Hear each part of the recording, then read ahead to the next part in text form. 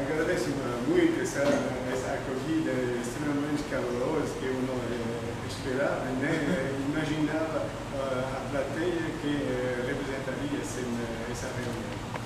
E queria, antes de tudo, queria que me chamasse de Pierre e não de Sabaté. Sabaté, eu vou explicar, é um vício de cinematose que sempre me chamou assim, desde o início.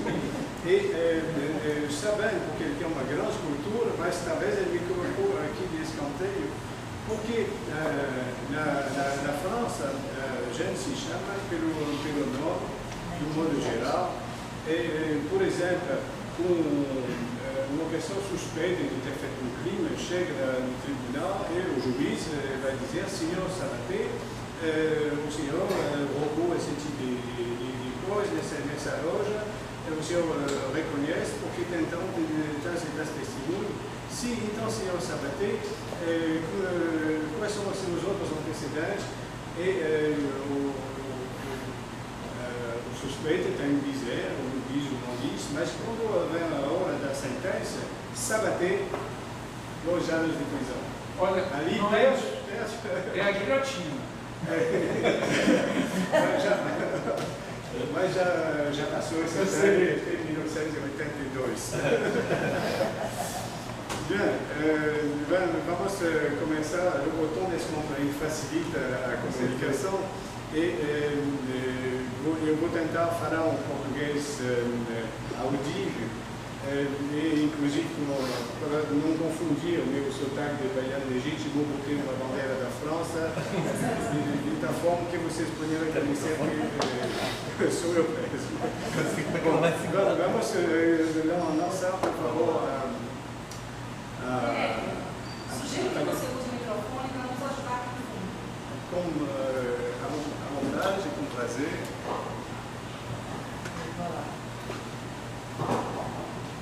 Certo. Tá bom assim? Perfeito. Vamos lançar um PowerPoint que vai servir para me guiar, para evitar de esquecer, porque na minha idade as coisas se esquecem facilmente, sobretudo as recentes. E queria utilizar apenas uma palavra-chave, que quando entramos em contato com Marcos Vinícius, ele falou de trajetória da minha vida. Não é fácil falar da vida da gente, então vamos fazer uma trajetória e lançar essa trajetória. Para isso, nós precisamos sair do Brasil e fazer uma pequena viagem com um satélite muito rápido até a França. Aqui reconhece a França, que é um estado grande como a Bahia, um pouquinho inferior à Bahia, e lá bem ao sul de Paris, a uns 350 quilômetros, no maciço central francês, numa zona de montanha, tem uma pequena cidade que se chama Issoire. Escreve Issoire, mas a pronúncia em francês é Issoire, como se fosse o aéreo. E essa cidade é uma cidade medieval que tem uma história bem comprida, que existia já na época dos romanos, mesmo anteriormente dos gauleses. E essa... Desculpe, eu coloquei no sentido inverso, então essa cidade, em 1943, bem nessa casinha ali, que está ao norte da igreja, no dia 13 de abril, eu nasci. Eu não escolhi o lugar, mas o lugar é delicioso, perto de uma igreja que data do século XI, uma igreja de estilo romano, e na periferia imediata dessa igreja, a igreja que tem o nome de Santo Ostromonde, Santo Ostromonde. Esse santo tem uma característica, ele protege quem nasceu ao redor da sua igreja, protege dos raios. Então, podia começar na vida tranquilamente, sabendo que um raio irá me atingir.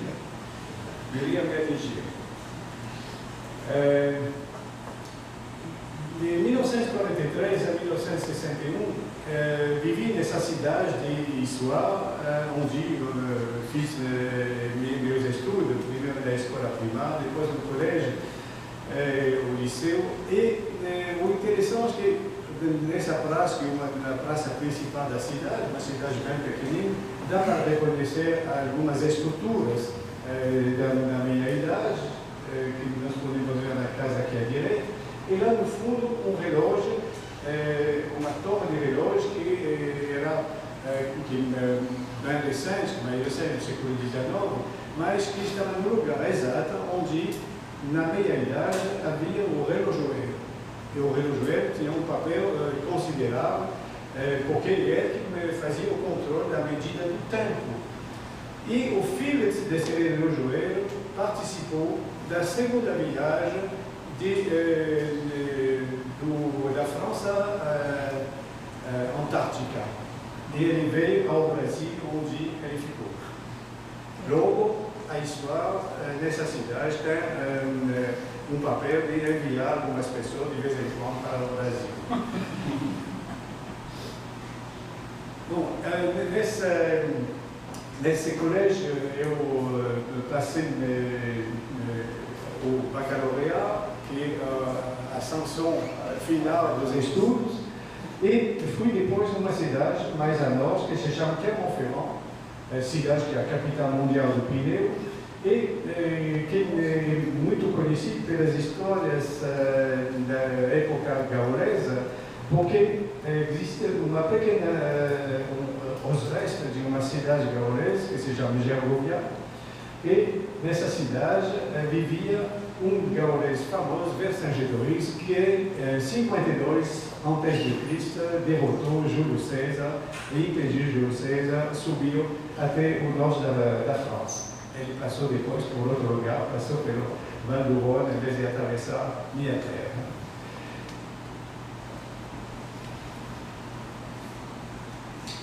E, então, nessa cidade, entre 62 e 68, eu fiz meus estudos na Universidade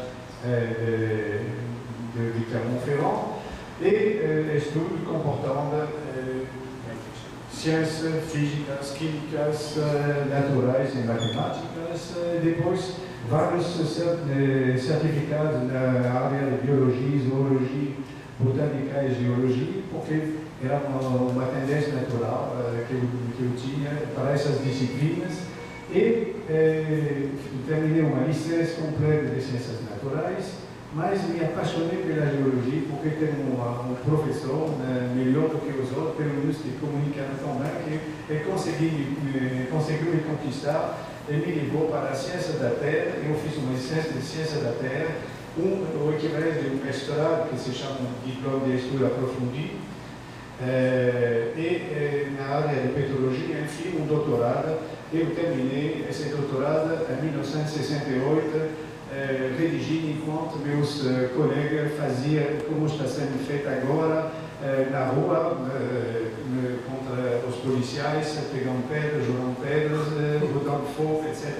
Então, havia outras coisas para fazer, tinha de redigir essa tese, porque se apresentava um emprego, a possibilidade de ter uma vaga dentro de uma universidade da África do Norte, e aqui mudou a trajetória. De Clermont-Ferrand, do centro da França, eu fui para a Universidade de Oran, na Argélia, como voluntário do Serviço Nacional francês. Era um sistema que funcionava bem e que permitia aos jovens formados a nível superior de desenvolver cooperação entre diferentes países. E teve no Brasil um grande número de voluntários do Serviço Nacional Ativo, colocado à disposição do Ministério das Affaires Estrangeiras, do Ministério das Relações Exteriores, e ali comecei minhas atividades como professor e pesquisador numa universidade que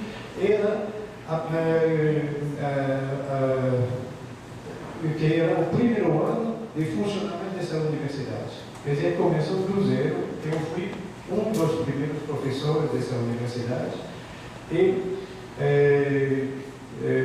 consegui. Eu fiquei lá até 1977 e consegui formar o primeiro doutor dessa universidade. quer dizer, formando desde o início até o final. E o primeiro doutor que saiu foi meu aluno. Desculpe, sempre eu perco o botãozinho. E de 1970 a 77, eu tive um primeiro retorno a Paris. Por quê? Porque havia um concurso na Universidade de Paris para ser professor. Então, eu fui lá concursar na Universidade Pierre-Marie Curie, que se chama agora Paris 6. Na época ainda era na Sorbonne, mas o ano seguinte se tornou Universidade Pierre-Marie Curie. E lá passei o concurso, consegui a vaga e imediatamente voltei para a Argélia, montando um elo entre a Universidade de Paris e a Universidade de Oran, onde desenvolvi pesquisa com o suporte e o apoio dessa Universidade de Paris. Então, eu ficava ensinando o essencial do meu tempo na Argélia e passando 2 meses ou 3 meses em Paris para recuperar meu tempo de ensino na Universidade de Paris. Era bem começado, mas era apropriado em função dessa liberação das minhas atividades para trabalhar com o Ministério das Relações Exteriores da França. E nessas regiões, aqui, a Parsenal, onde nós temos o nome, eu trabalhei nas zonas vulcânicas do Tel argelino, depois mais do sul. Talvez será que fosse lá para trás?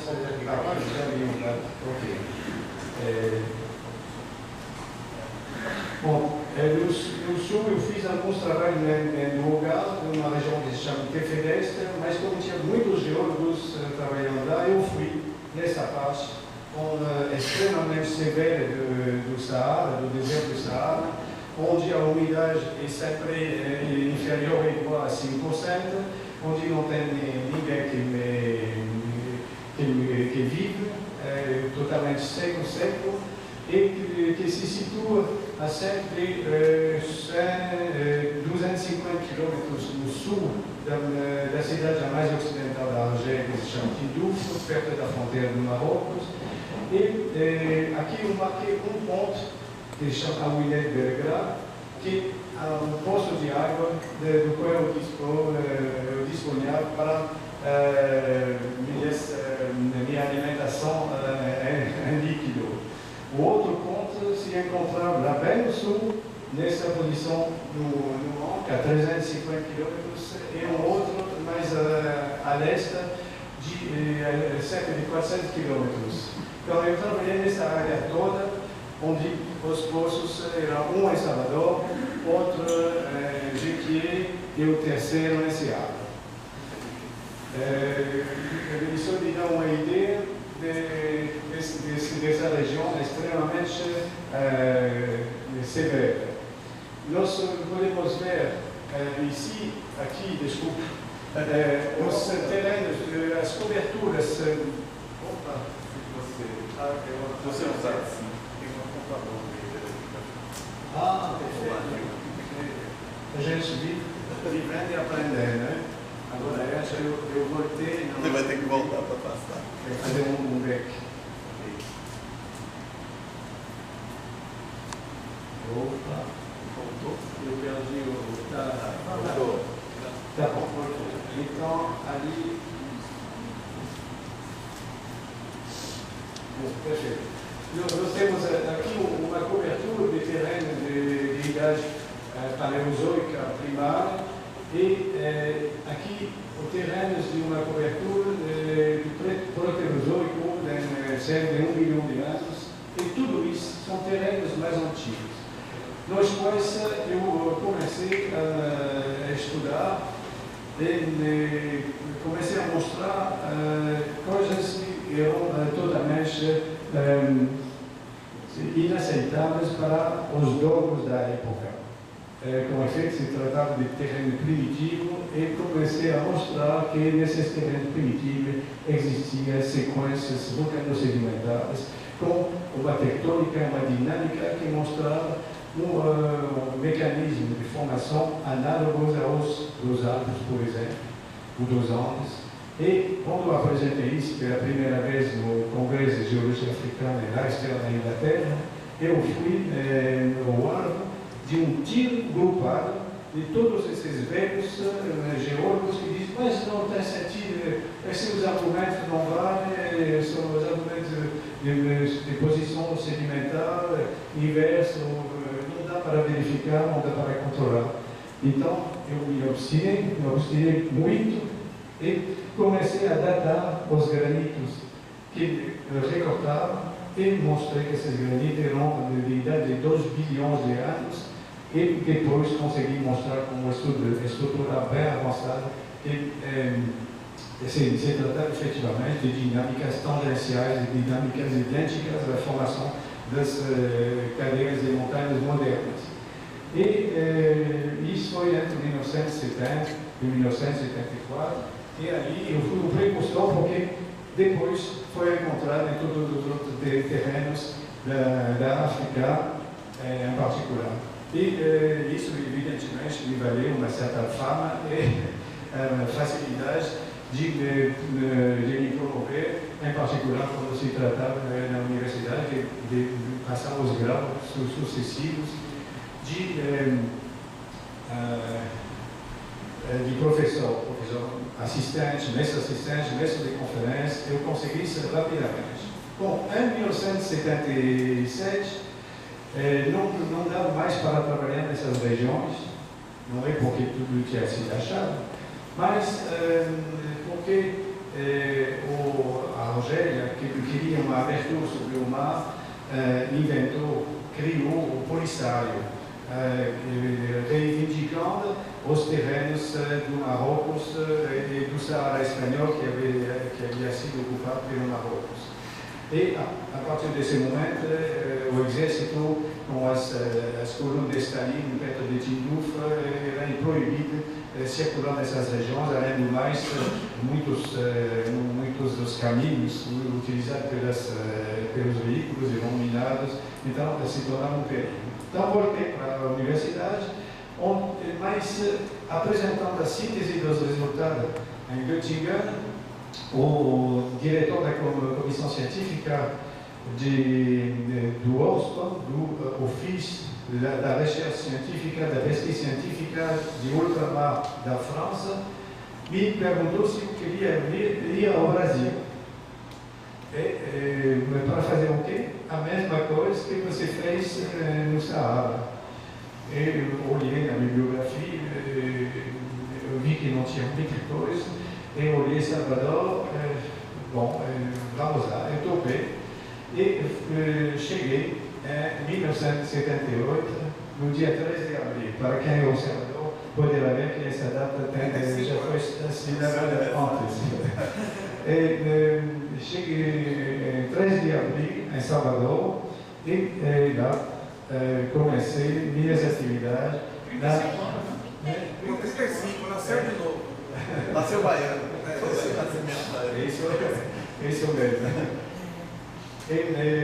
Comecei minhas atividades no âmbito desse OSPA, que de lá para cá se tornou IRD, Instituto da Pesquisa para o Desenvolvimento. Com efeito, em 1981, o presidente Mitterrand achava que Ostrom, com a pesquisa de ultramar, dava uma conotação colonialista. Então, não podia mais existir a partir desse momento e se chamou Instituto de Pesquisa para o Desenvolvimento. E a vida para ver que é um instituto muito bem distribuído no mundo inteiro. Ele está presente em cerca de 43 países, e o Brasil é um desses países onde o número de pesquisadores é mais importante, uma cooperação que funcionou muito bem e que continua funcionando. Então, eu fui na UFBA, em Geociência, como professor visitante, E, evidentemente, quando eu cheguei, já não tinha estudado português no avião e sabia de tudo.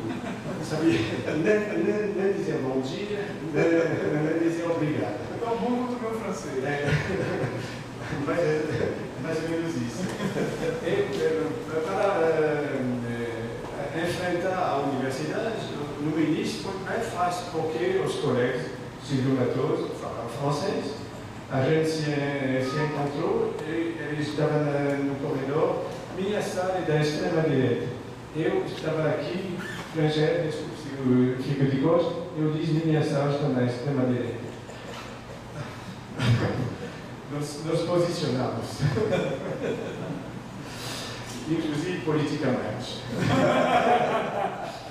E, na realidade, eu não tinha essa cara não, porque minha bagagem tinha sido extraviada, então eu comprei às pressas uma sandália, um jeans, uma camiseta, e eu parecia mais um hippie do que um professor de universidade. Mas foi muito bem assim, porque eu fui mais facilmente aceito pelos colegas da universidade. E depois, no decorrer do tempo, eu me tornei consultor da CBPM, da EGM, da CPRM, do Serviço Geológico do Brasil. E essa época foi extremamente frutuosa porque aprendi o português na raça. Eu tive que dar um curso e esse curso eu redigi em francês, como a gente fala, como eu estou falando agora, palavra por palavra, frase por frase, é um pacote que eu tenho ainda na França, que é de cerca de 300 páginas manuscritas. E tem alguém que teve a paciência, a coragem de ler minha letra e de traduzir na página da frente, no verso da precedência, pelo português. E essa pessoa é civilizada, que encheu esse texto de gíria, e de tal forma que cada vez que eu falava, sem saber porquê, os alunos dão risada e gargalhadas. Eu compreender porquê. Assim, aprendi português, e continuo falando, às vezes com gíria, minha esposa me recrimina severamente, como acontece. Bom, então, continuando,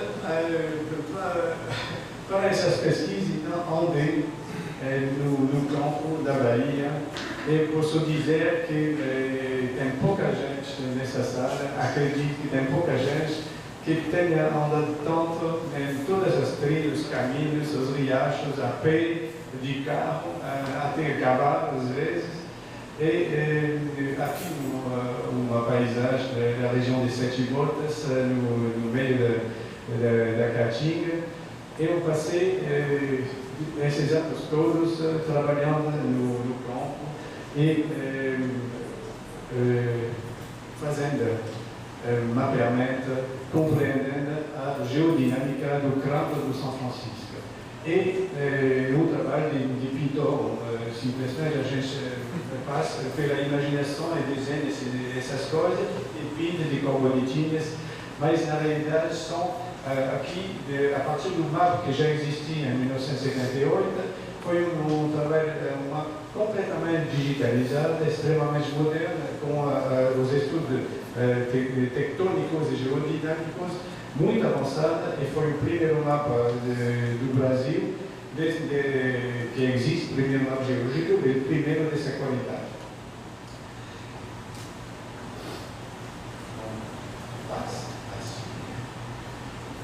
Bom, nessa região foi evidenciada uma estrutura que é determinante para a compreensão de todos os mecanismos. E esse eixo que vai de Contendas a Jacobina, eu esqueci de inverter, aqui. Esse eixo é uma zona muito importante para a compreensão dos mecanismos. Aqui nós temos, perdão, desculpe, perdi meu pontinho, pronto. Aqui, Serra de Jacobina, aqui a zona de Contendas, desculpe, Serra de Jacobina aqui. E, de um lado, os velhos terrenos bem antigos, do outro lado, velhos terrenos bem antigos, e aqui uma zona de colisão que corresponde a um Himalaia atual. mas essa colisão tem 2 bilhões de anos. 2 bilhões de anos. Esses terrenos aqui são de 3 a 3,6 bilhões de anos. E esse um pouquinho maior, de 2,6 bilhões de anos. Tudo isso foi evidentemente datado amplamente, abundantemente datado, e isso me permitiu compreender que já nessas épocas o sistema de dinâmica alpino do Himalaia funcionava e tinha um papel muito importante no sentido da compreensão dos acontecimentos geológicos e das mineralizações em particular. Bom, então, foi feito mapa geológico do Estado, vários mapas temáticos, ainda o estudo da evolução geodinâmica, que é o mais importante, e o controle tectônico do ouro, em particular na região jacobina, mas na região de fazenda brasileira também, onde foi mostrado que o ouro, que segundo o modelo de exploração da época, era um modelo de placer, quer dizer, de depósito sedimentar do ouro. Mas podemos ver aqui que o ouro não está em depósito sedimentar, mas hidrotermal. E isso fez com que nós conseguimos mostrar que o ouro não se localizava em uma pequena área de depósito sedimentar, mas ao longo de grandes estruturas tectônicas, aquelas que dessa colisão, essas grandes estruturas tectônicas têm 200 km de comprimento. Na época, o ouro caiu, o valor do ouro caiu e a mina fechou. Mas quando nós publicamos esses resultados, o pessoal da África do Sul veio aqui, nós visitamos, me pediram para visitar o campo, visitamos, eles ficaram convencidos porque eles pensavam que podia acontecer a mesma coisa lá no Witwatersrand, na África do Sul, e eles chegaram depois, quando o ouro voltou a subir, fizeram uma joint venture e conseguiram reatar as minas de ouro, mas não localizando apenas na zona de concentração dita sedimentadas, mas ao longo de todas as estruturas e todas as idades dos depósitos.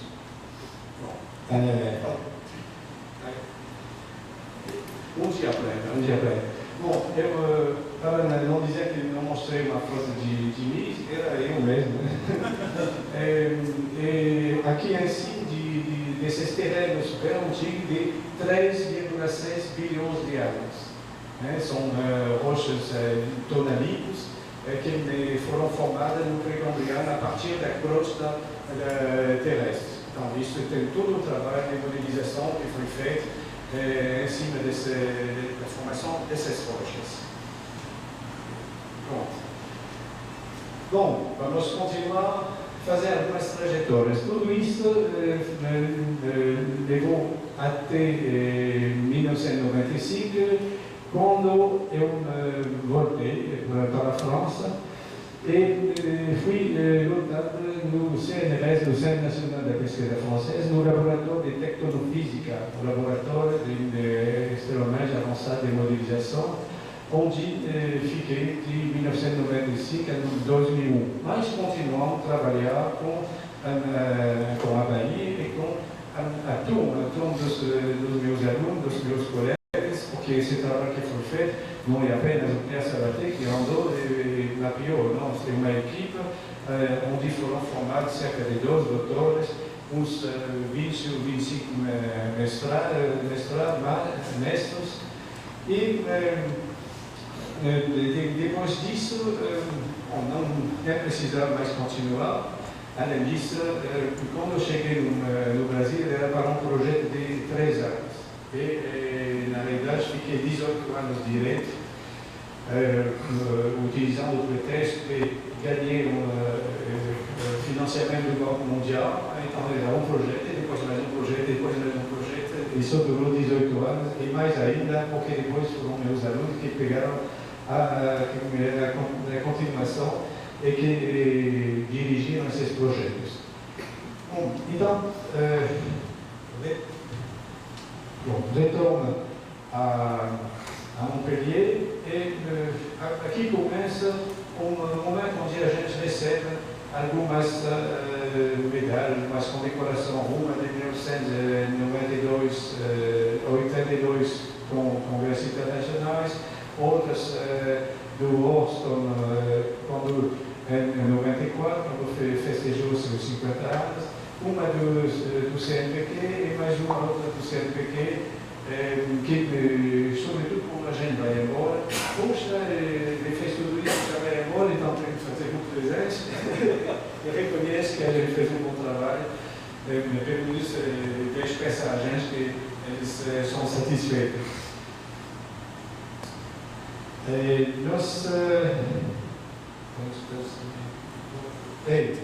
Continuando com os elogios, os autoelogios, viram algumas condecorações, menção honrosa da Universidade Federal da Bahia, e a mais importante para mim foi esta eleição na Academia Brasileira de Ciências em 1995, primeiro como membro correspondente, depois como membro estrangeiro, e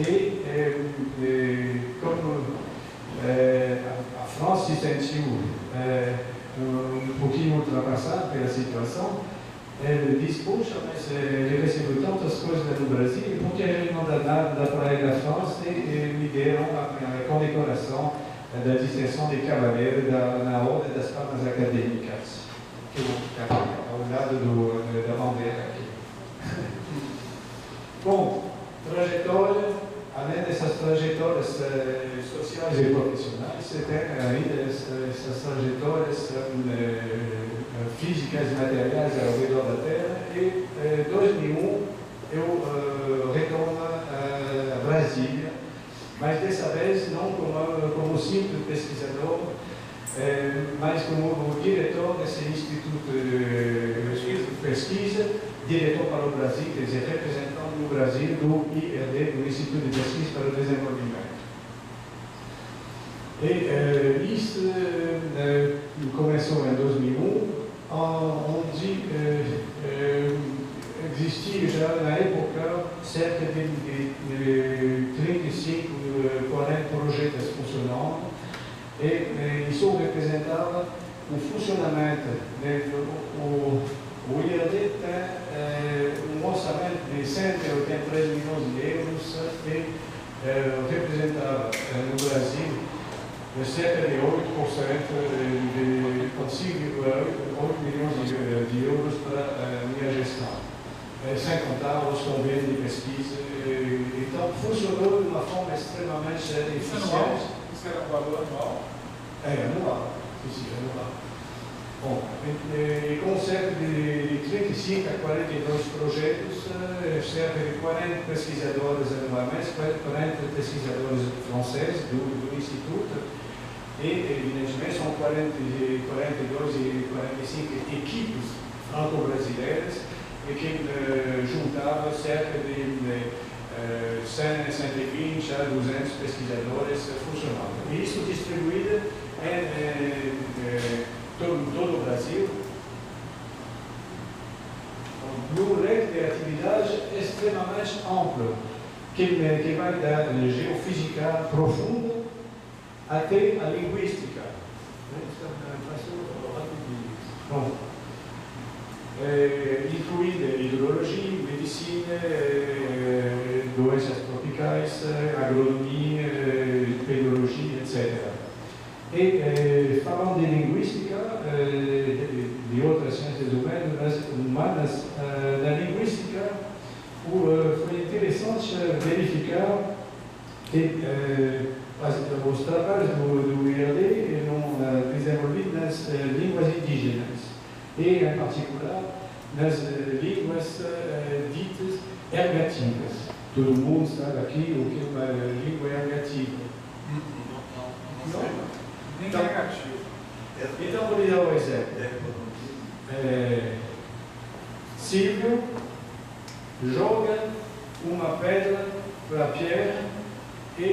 hoje. Nas nossas línguas, se eu jogou uma pedra em direção a Pierre, ele fugiu. Mas numa língua negativa, é Pierre que fugiu. É Pierre que fugiu. E essas línguas negativas são bem conhecidas. No cotidiano, o povo está solicitando um aumento do salário à Assembleia, que a Assembleia aceita o aumento de salário. Quem recebe o aumento de salário é a Assembleia, mas não é o povo. Isso é uma língua negativa que está aplicada na política muito frequentemente. E vamos ver outros exemplos de programa de pesquisa. Não posso passar todos os entrevistas, mas trabalhamos bastante sobre as questões dos mecanismos do clima, da convecção continental, da formação das nuvens nas zonas continentais do Brasil, das relações com o paleoclima e sua variabilidade no decorrer do tempo. Outros exemplos. O programa Pirata. O programa Pirata é um programa que utiliza um conjunto de boias fixadas no fundo do oceano e que são distribuídas, dá para ver aqui em vermelho, essas boias, o número é bem maior atualmente, e essas boias, talvez apertar aqui, dá para ver aqui um exemplo de boi, que transmite as informações através de satélite, através de baliza. De baliza grossa, né? Através de uma baliza grossa, e informa sobre tudo, temperatura, umidade, direção do vento, força do vento. Além disso, ao longo do cabo que fixa no fundo, a boia tem um raio de movimento inferior a 2 metros, um diâmetro de movimento inferior a 2 metros. E no fundo nós temos até cerca de 300 metros de profundidade, informação sobre a temperatura, a química da água, a direção das corais, as partículas, etc. etc. Então, essas informações são comunicadas e permitem controlar o mecanismo climático e a reação que tem nas camadas entre a atmosfera e a hidrosfera. É um trabalho que abrange também as equipes dos Estados Unidos.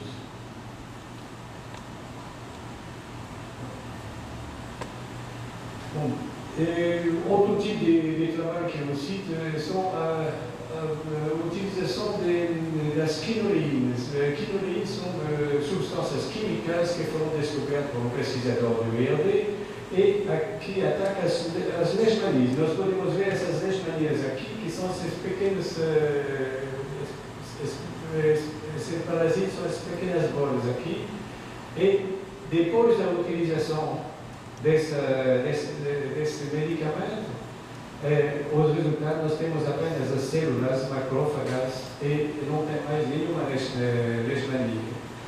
E essa molécula foi descoberta por um cientista do IRD na Bolívia.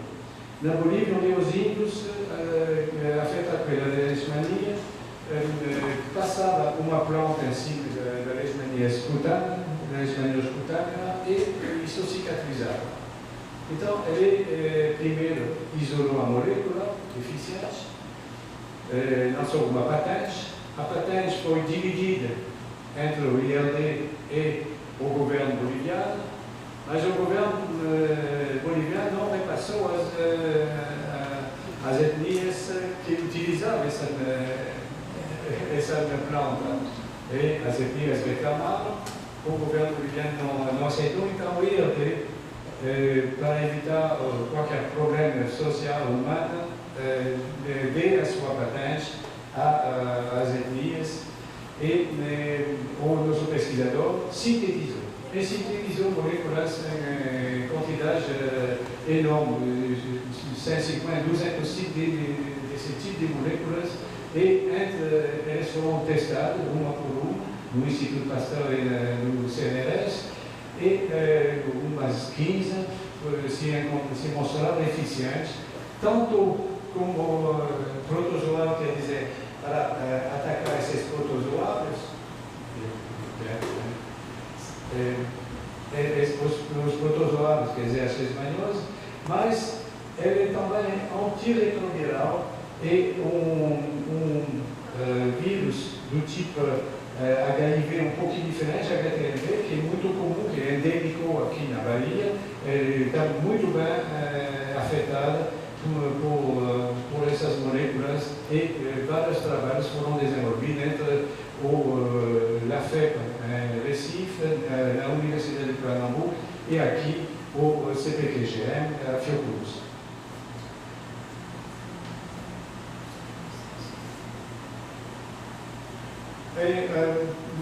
Para terminar esse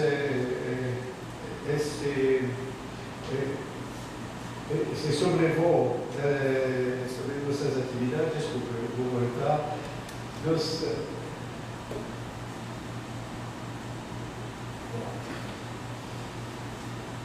Nós implantamos em Cayenne, na Guiana Francesa, bem a norte do Brasil, ali. Nós implantamos uma estação, infelizmente, pulou. Se puder colocar na precedente, pronto, essa está bem. Uma estação de recepção das imagens satélites que recebe os satélites que passam, que já existe, mas que foi instalado porque nós temos um novo satélite francês que se chama Spot 5. E esse Spot 5 tem uma resolução fabulosa. E aqui nós temos Cayenne, onde se encontra a estação, e são as zonas de receptividade das imagens satélites. Dá para ver que em Salvador, até a parte sul do estado da Bahia, nós temos imagens de boa resolução que podem ser utilizadas. E essas imagens têm uma resolução fantástica. Aqui, por exemplo, nós podemos ver Spot 4 e na floresta da Guiana, e aqui a mesma imagem, aqui com Spot 5, onde a resolução é inferior a 2,50 metros. Quer dizer, nós podemos fotografar um carro, um barco, qualquer objeto que tenha mais de 2 metros de comprimento. E aqui nós podemos ver os garimpos dentro da floresta amazônica da Guiana.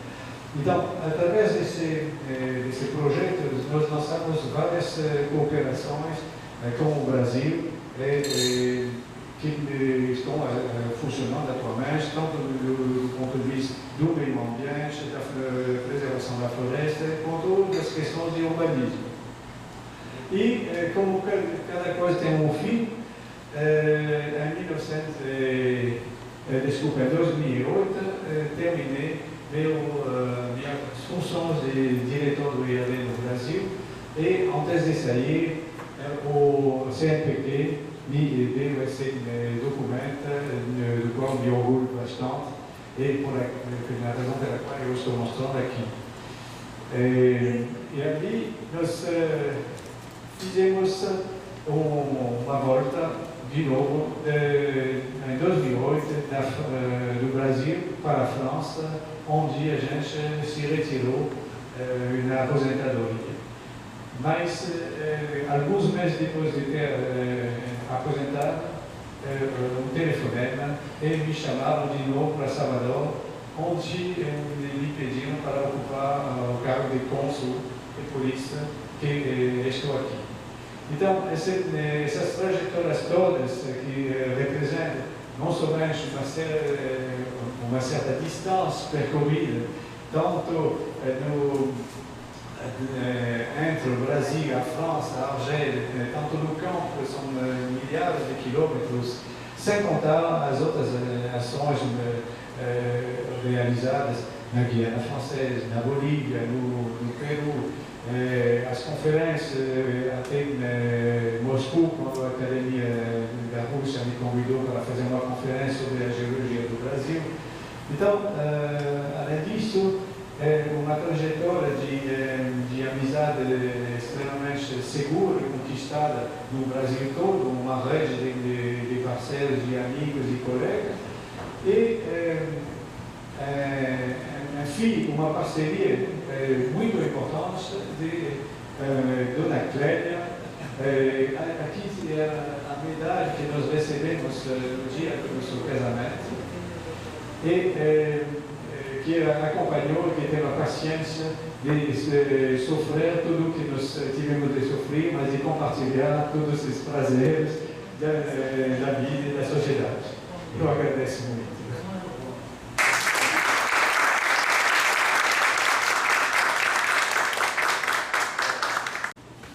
Silvio, você pode fazer uma daquelas calças justas para ele, uma daquelas perguntas que só você sabe, ele.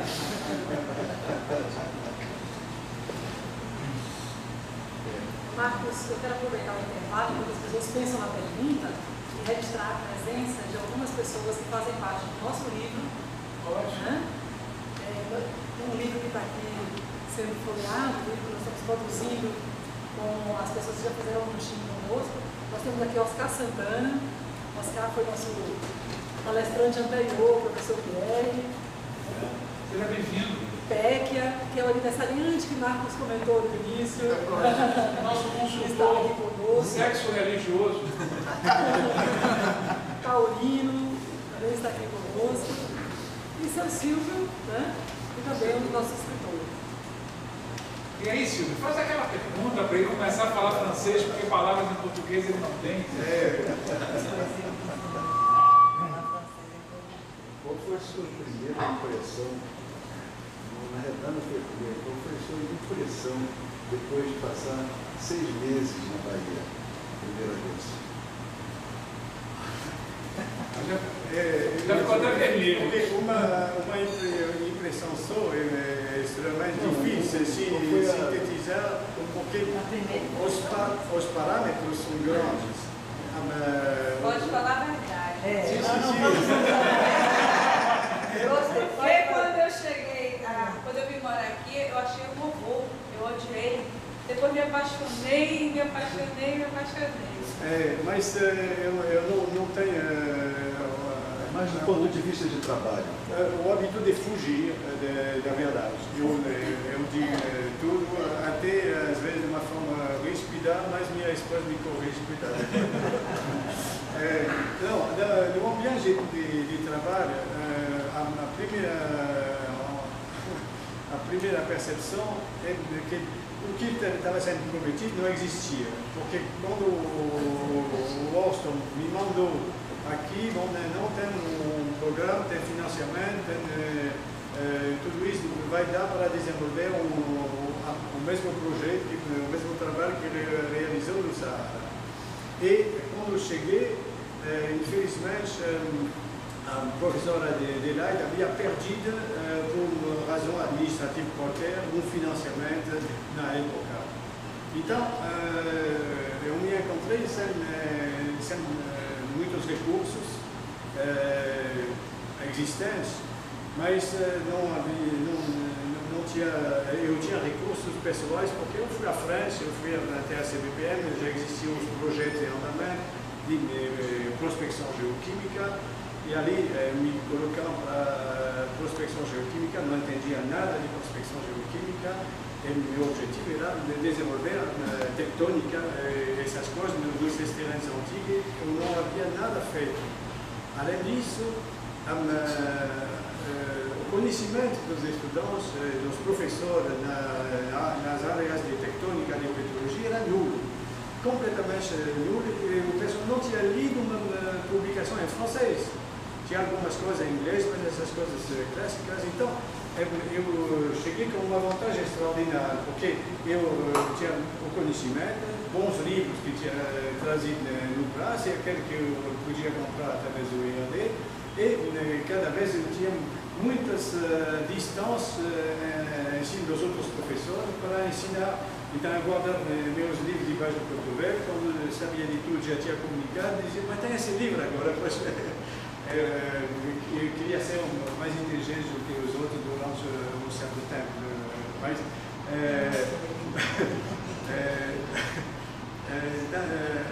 de fato havia outras questões. O pessoal era não tão dedicado quanto deveria, do ponto de vista de um francês. O pessoal vai no seu trabalho na universidade, trabalha 6 horas, 8 horas, 10 horas, o tempo que precisa para resolver o problema, para terminar um trabalho, para preparar uma publicação, para estudar as coisas. E ali não, o pessoal vivia de uma forma muito mais relaxada. Não, agora são 5 horas, já vão embora, vão para a praia. Então, são coisas que são totalmente novas pelo comportamento das pessoas. Mas a gente se adapta. O que não impediu, não entrei no ritmo deles, tentei trazer no meu ritmo.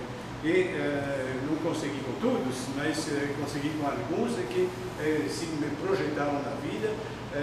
Um dos meus primeiros alunos foi pró-reitor de pesquisa, outros foram nas universidades, nas companhias de mineração. Tenho um leque de amigos e de colegas que se projetam muito na sociedade e para o Brasil. Um deles que mandei fazer seu doutorado na França foi o diretor técnico da CNUPM durante um tempo, e assim por diante. São professor da universidade.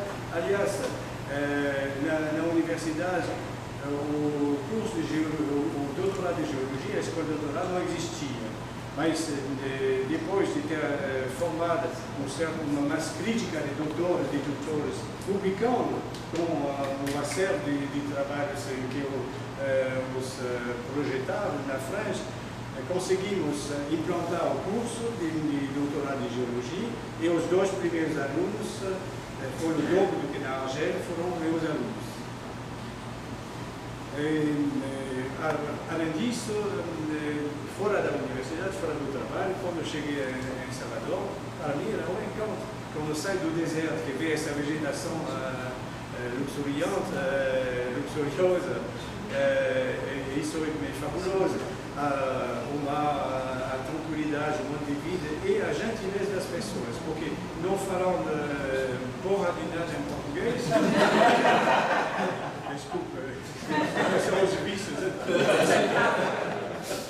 Não falando nada em português, eu senti que o pessoal queria ajudar, facilitar, falava para mim, me ensinava na rua, nas lojas, no comércio. Era extremamente interessante, uma forma acolhedora que não existe em todos os campos, sobretudo nas cidades grandes da Europa. Bom, acho que... Quem mais colaborou com você aqui para desenvolver seu colega de lado? Fala, Eduardo. É o seguinte, o senhor deve conhecer muito, meu nome é Eduardo, o senhor deve conhecer muito granito, mármore e quartzito. Sim. Pelo menos aqui da Bahia, já que o senhor vasculhou o estado inteiro.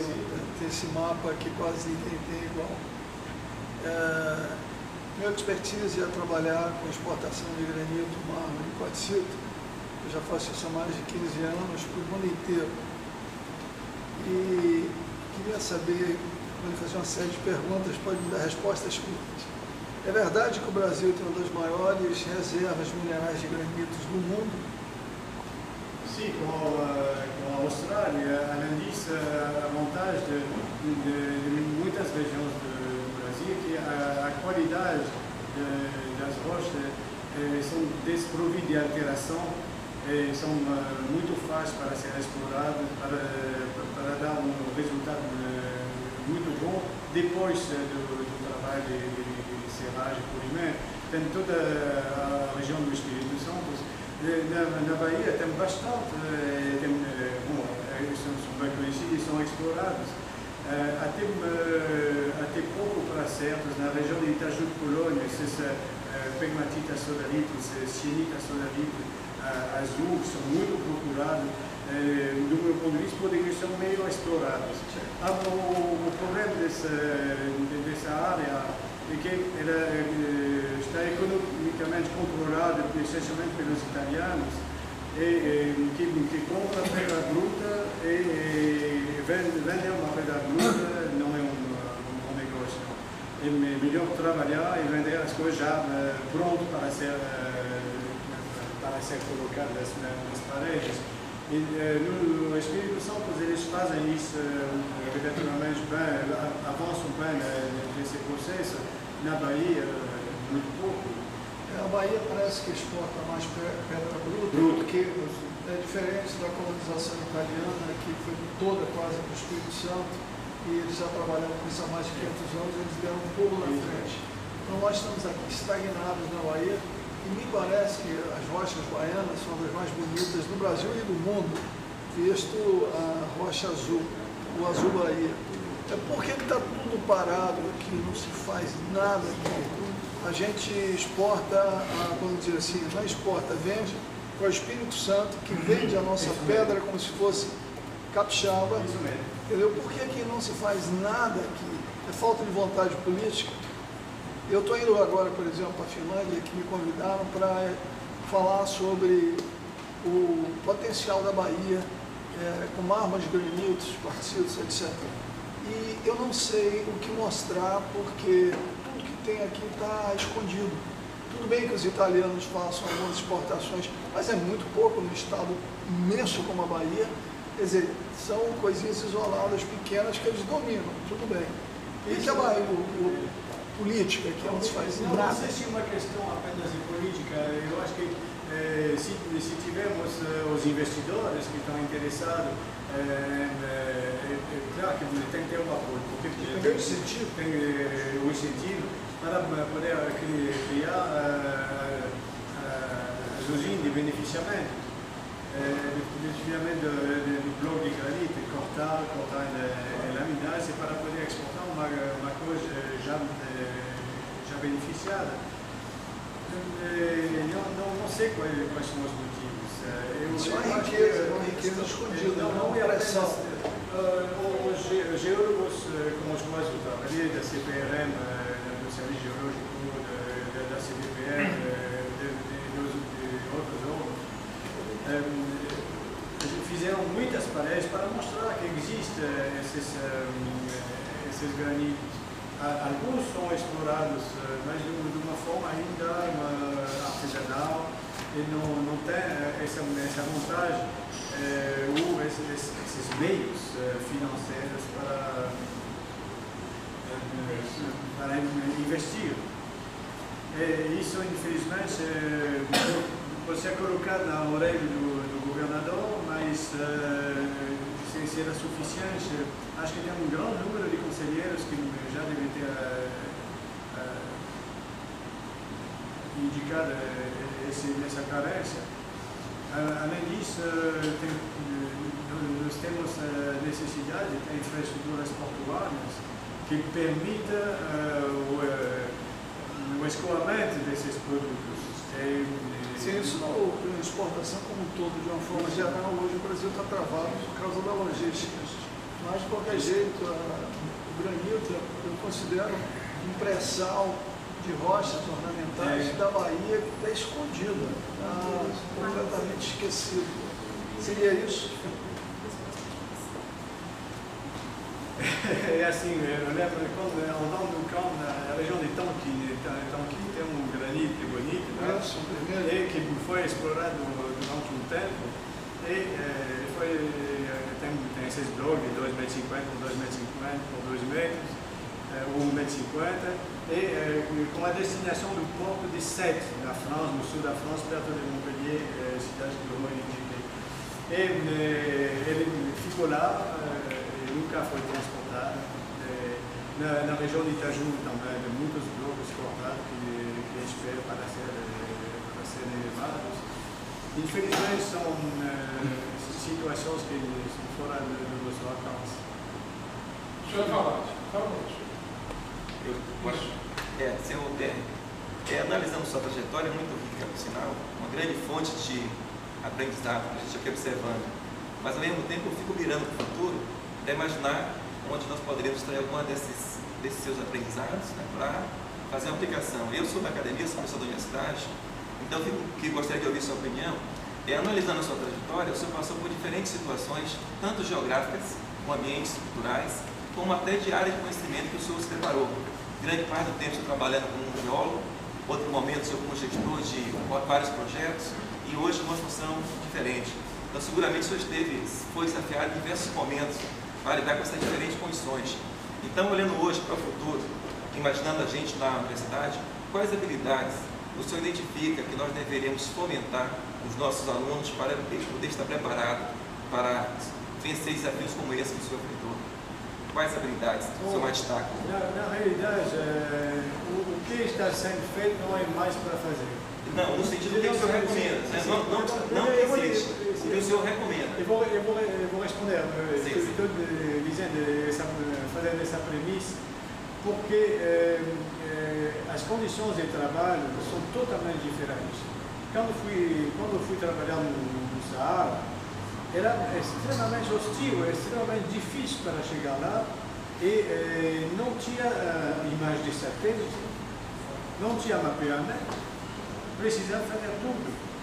Não tinha GPS, até nunca utilizei GPS na minha vida, mesmo existindo nesses últimos tempos, mas podia me colocar, inclusive verificar o mapa topográfico que estava errado, simplesmente pela morfologia, pelas coisas que já estavam mapeando.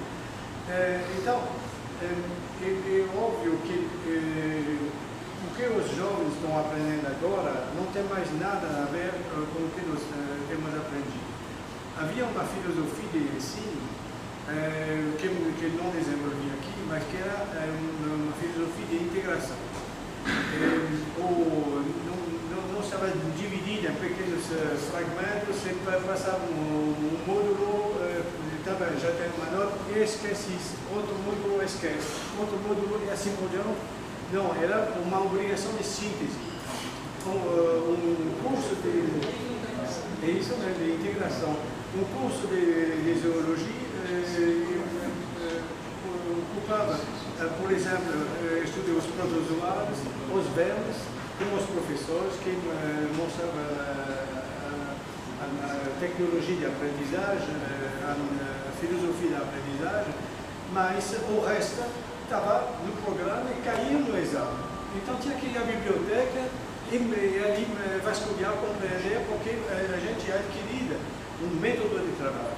E do modo que o ensino foi fragmentado, esse método de trabalho desaparece. Atualmente, com as facilidades da internet, o pessoal vai lá, vai pescar uma coisa, nunca vai dizer o que foi contado, nem verificado, mas vai produzir um trabalho que vai servir, mas que não vai muito longe. Infelizmente, quando estava na universidade, aqui na Universidade da Bahia, para fazer a seleção do mestrado, eu colocava uma prova que exigia do pessoal um espírito crítico, botar um texto totalmente fajuto, entre aspas, cheio de besteiras que são óbvias para alguém que tem espírito crítico, e passava comigo quem tivesse espírito crítico, mesmo se não conhecia todas essas coisas. E, bom, isso a herança de um método de aprendizagem que existe na França, na Europa, na Inglaterra, na Alemanha, nos Estados Unidos também, e que foi totalmente esquecida aqui com uma certa progressão do ensino que se adaptou sem ter as bases. Então, ali tem um esforço muito grande para fazer. O resto, eu acho que existem bons professores que levam os alunos a refletir, a se colocar à frente dos problemas, das problemáticas, a refletir como vamos abordar, como vamos estudar, qual é o caminho. E isso é muito mais importante acumular conhecimento. Agora, o conhecimento é fundamental, em particular na ciência da observação. Na ciência da observação, quando está no afloramento, eu lembro você do afloramento de rochas e on vê, azul, vermelho, tem grãos, tem isso. A observação dos detalhes, tudo que faz com que a gente compreenda e fala com as rochas, isso faz parte de uma aprendizagem, tem que conhecer a mecânica, a reologia, todas essas coisas que a gente vai estudando à medida que necessita.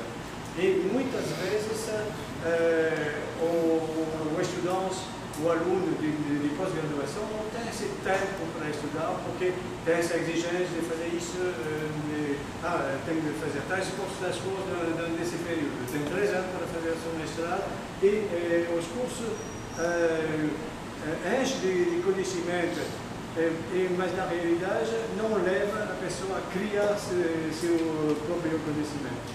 Porque o cientista ele produz o conhecimento, o saber. E para isso ele tem que ter uma metodologia e isso que falta às vezes no ensino.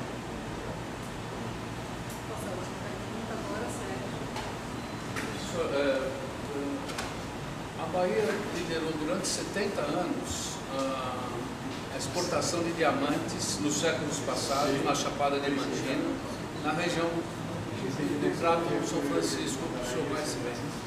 Qual seria a riqueza diamantífera ainda existente no Crato, se comparada com relação à África, outros países produtores de diamantes? Esse é um tema que me interessou muito desde o início, porque eu olhava os documentos existentes, em particular tem um projeto Radar Brasil que criou um mapeamento radar, o radar que é através das nuvens, etc., que me permite penetrar, inclusive, o solo e dar uma resposta, uma reflexão a partir da rocha. E, apesar de ter uma escala relativamente fraca, 1 para 250 mil, mas dava para identificar algumas estruturas. E encontrei algumas estruturas que poderiam ser de kimberlite, esses pipes de rochas vulcânicas profundas do mundo. E peguei a fotografia aérea. Nessa fotografia dava para identificar algo que poderia ser um parque de diamantes perto de Itaberaba. Eu sei muito bem, eu posso lhe levar ainda de olhos fechados na fazenda que existe. Eu fui lá e efetivamente tinha bons afloramentos de rochas, mas nos tempos o cordão umbilical do pipe. O pipe já foi lá em cima, estamos na raiz mesmo. As rochas que a gente encontra, que são perfeitamente aneladas, são transformadas, são rochas com hornblende, magnetite e imenita, e resto de lá, mas tudo isso passou por cima e foi erodido. E a erosão, porque quando eu mostrei, entre 2 milhões e 1,8 milhões de anos, nós temos a ereção do que chamei de lineamento Conta das Mirantes. E esse lineamento foi uma cadeia de montanha. Essa cadeia de montanha ela foi erodida. E ela foi alimentar a bacia que agora se encontra mais altitude, a bacia de Lençóis. E são essas rochas erodidas que me permitiram encher os sedimentos de Lençóis de diamantes. E por isso que a gente encontra os diamantes em posição secundária. Mas as raízes não tem mais por aqui. Tem ainda possibilidade na região de Goiás, mais no interior do país. Inclusive tem um programa sobre kimberlite que foi feito junto com o BRGM que me permitiu localizar alguns. Agora, o que importa é lavrar e ter um interesse econômico, porque se são apenas pequenos volumes, porque a gente não vai fazer um empreendimento para tirar 3 diamantes, o grupo 10 diamantes. Pierre, você falou, pelo menos eu entendi, que você estudou em Paris 6. Sim. Você me pediu para chamar de Pierre. Sim. Então lá tem Pierre e Marie Curie. Conta como é que você conheceu a sua preciosidade. Minha preciosidade? Você falou tanto, né? Eu falei da minha preciosidade. Como eu conheci... Não foi no deserto do Saara. Não foi no deserto do Saara. Na rua Marquês de Caravelas, tinha um correio, um posto de correio no Marquês de Caravelas, e todos os dias eu ia pegar na mesma hora na minha caixa postal a correspondência. E um dia,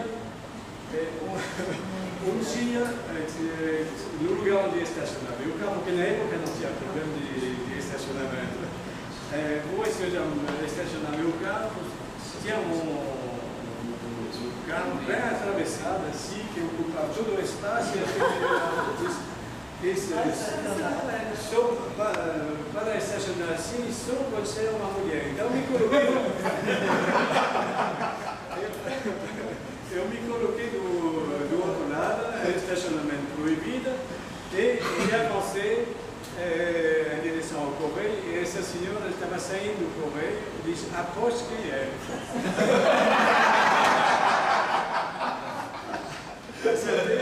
Eu vi uma risada, ela olhou para mim, eu tive que explicar porque ela começou, não sabe. Aí foi logo para o fraternité. Foi logo para o fraternité. Demorou, porque ela viajei, se encontrou um ano depois, mais ou menos, não tanto, 2 meses depois, por acaso, reações ali, que começou a... Um carro mal estacionado. Acho que ela fez de propósito. Bom, obrigado a todos pelo alimento, obrigado a todos por terem vindo. Pierre, muito obrigado. Está previsto aqui, a 15 dias, nós trazemos uma pessoa para falar sobre, com certeza, um dos 5 maiores medos da humanidade. Um dos 5 maiores medos da humanidade. Medos. Alguém quer ajudar? Dá o 6º mesmo. A difícil arte de falar em público. Segundo consta, e aliás nós tivemos a oportunidade de ver num vídeo, uma entrevista fantástica que colocaram Warren Buffett e Bill Gates juntos, na Universidade Americana, na formatura, e os alunos formandos faziam perguntas, um auditório bem grande. E aí o garoto vai controle, era uma moça. Se você pudesse me dar um conselho, que conselho você daria? Se eu lhe dar um conselho que pode durar 50 a 60 anos. Aprenda a arte da comunicação. Querendo ou não, você vai ter que falar em tudo. Então vocês já estão convidados. Como é prática nossa, eu pedi que Graziela encerre e depois nós vamos tirar a nossa foto. Professor Pierre, eu percebi que o senhor conhece a Bahia melhor do que eu, como baiano. Porque eu só conheço nas entranhas, no subsolo. Eu só conheço na superfície. Aqui não consiste. Nós temos uma responsabilidade muito grande e esse presente simboliza isso. Nós queremos desconstruir a ideia de que baiano não é pontual.